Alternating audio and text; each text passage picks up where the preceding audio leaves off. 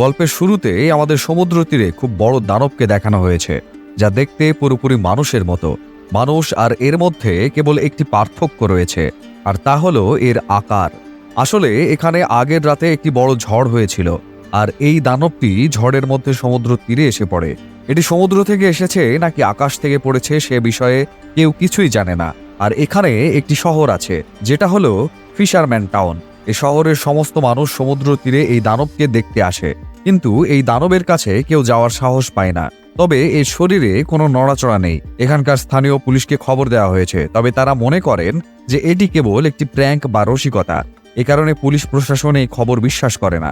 কিন্তু অচিরেই কথাটি এতটাই ছড়িয়ে পড়ে যে সবাই নিশ্চিত হয় সমুদ্র তীরে এসে পড়েছে এক বিশাল দানব, যার শরীরে কোনো নড়াচড়া নেই। এজন্য এখানে সরকার স্টিফেন নামের একজন বিজ্ঞানীকে তার 2 সহকর্মী সহ পাঠায়। স্টিভেন শুধু গল্পে এত বড় দানবের কথা শুনেছিল। এই দানবের দেহ দেখে তিনি অবাক হয়ে যায়। সে তার 2 সঙ্গীকে নিয়ে দানবের কাছে যায়। তিনি দেখেন যে এটি হুবহু একটি মানুষের মতো, শুধু এর আকার অনেক বড়। এর হাত এত বড় যে তার হাতের মধ্যে মাছ সাঁতার কাটছে। তারপর স্টিভেনের এক সঙ্গী এটির উপরে উঠে যায়, আর দূর থেকে যে জনতা এই দানবকে বেশ কয়েকদিন ধরে দেখছে তাদের দিকে হাত নাড়ায়। এরপর সবাই বুঝতে পারে যে দানব মারা গেছে এবং কারো কোনো ক্ষতি করতে পারবে না। এজন্য তারা সবাই দানবের কাছে এসে তার দেহের ওপর উঠে সেখানে খেলা শুরু করে। এটা কে বা কোথা থেকে এসেছে তা নিয়ে কেউ মাথা ঘামায় না। নাকি মৃত ব্যক্তির সঙ্গে তারা যে আচরণ করছে সেটা ঠিক না ভুল, প্রত্যেকে নিজের মতো করে দানবকে ব্যবহার করছে, এর উপর মজা করছে। অন্যদিকে স্টিফেন সবকিছু নিবিড়ভাবে পর্যবেক্ষণ করছে।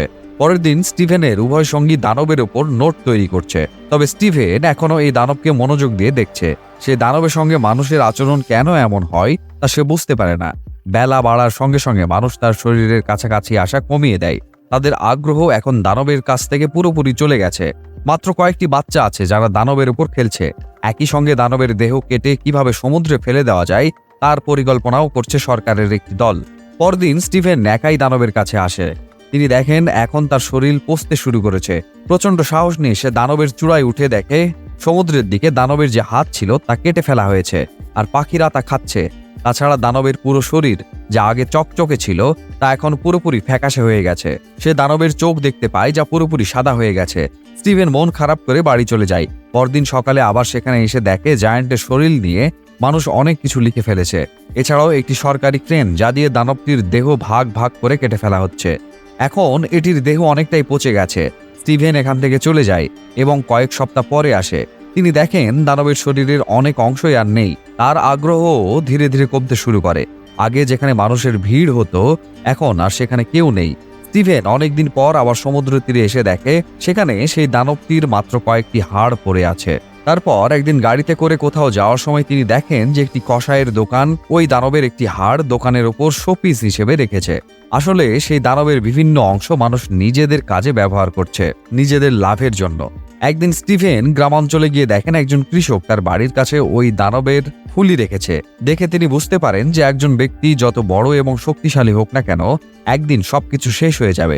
সমস্ত শক্তি ধুলোয় মিশে যায়। মানুষ যেমন কয়েক মাসের মধ্যেই সেই দানবকে ভুলে যায়, তেমনি প্রতিটি মানুষকে মানুষ একদিন ভুলে যায়। স্টিভেন একটি সার্কাসও দেখেন, যেখানে সার্কাসের মালিক তার সার্কাসে সেই দানবের গোপনাঙ্গ রেখেছে এবং সবার কাছে মিথ্যা বলছে যে এটি দৈত্যাকার ষাঁড়ের গোপনাঙ্গ। আর এইসব মিথ্যা বলে সে প্রচুর অর্থ উপার্জন করছে।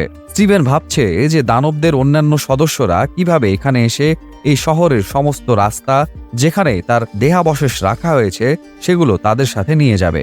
আসলে এই গল্প মানুষের প্রতি তাদের নিষ্ঠুরতার স্বভাব তুলে ধরে।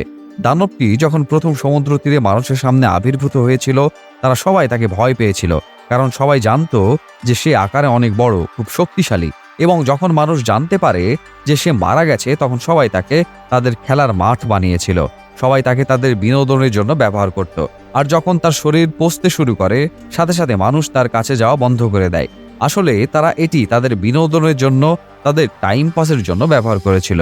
দেহ পচে যাওয়ার পর প্রাণীগুলো তা খেতে শুরু করে। একইভাবে মানুষও তার দেহকে টুকরো টুকরো করে কেটে ফেলেছে, যেভাবে পশুরা তার শরীরের টুকরো দিয়ে পেট ভরে। এছাড়া মানুষও তার দেহকে নিজেদের উপকারের জন্য এবং অর্থ উপার্জনের জন্য ব্যবহার করত। এমনকি মিথ্যাও বলেছে। এখানে মানুষ আর পশুর মধ্যে কোনো পার্থক্য নেই, কারণ পাখিরা তার মৃত্যুর পর যেভাবে পশু পাখিরা খাওয়া শুরু করে, মানুষও তাই করেছে। মৃত্যুর পর তার দেহাবশেষ থেকে অর্থ উপার্জন করছে। এমনও হতে পারে যে সমুদ্র তীরে কোনো দানব কখনো আসেনি, এটি একটি তিমি মাছ ছিল। আসলে এটি আমাদের কাছে একটি রূপকের মতো দেখানো হয়েছে, অর্থাৎ যেখানে তিমি মাছের পরিবর্তে দানব দেখানো হয়। এই গল্পের অনেক অর্থ রয়েছে যা প্রত্যেককে তাদের নিজস্ব উপায়ে বুঝতে পারে।